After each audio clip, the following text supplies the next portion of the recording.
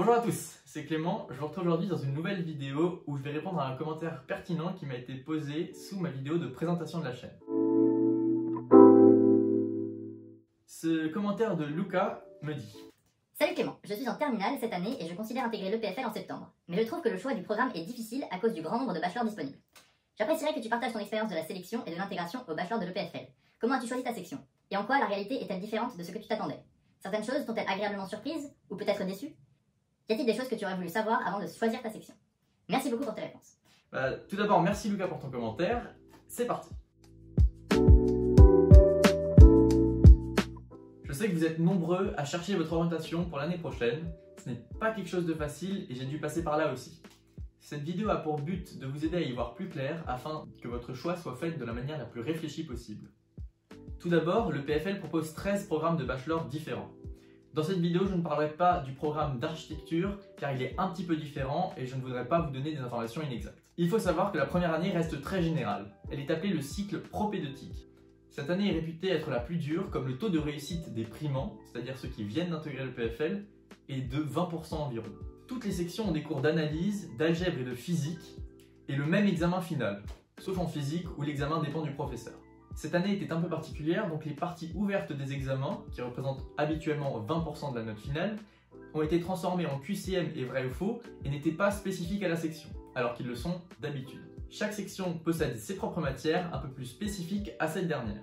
Je parlerai dans cette vidéo principalement de la section informatique et système de communication, qui a une première année commune et dont je fais partie. Pour ma part, le choix de ma section a été assez facile. Je savais que je voulais faire de l'informatique, alors je me suis inscrit en Syscom sans trop réfléchir car je savais que le choix entre Syscom et informatique allait être fait en fin de première année.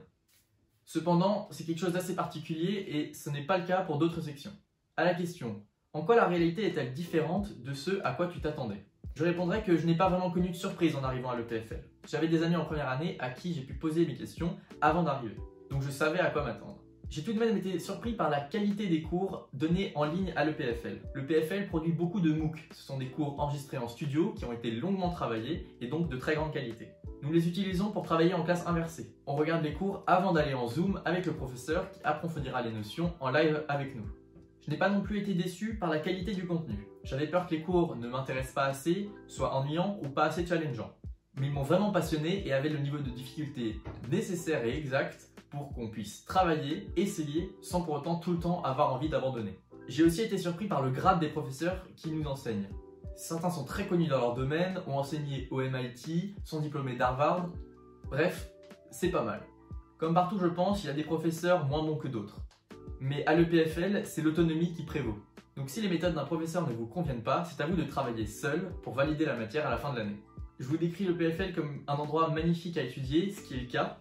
Mais il faut savoir que les semestres sont composés de 14 semaines, dont le premier semestre non-stop, sans vacances pendant 14 semaines, où au fil des semaines, les cours deviennent de plus en plus difficiles. Les notions abordées n'ont jamais été vues auparavant, et on demande de plus en plus de travail aux étudiants. Donc il faut savoir que ce n'est pas votre niveau du lycée qui va déterminer votre réussite, c'est plus votre endurance, votre travail et votre envie de réussir qui va vous le permettre.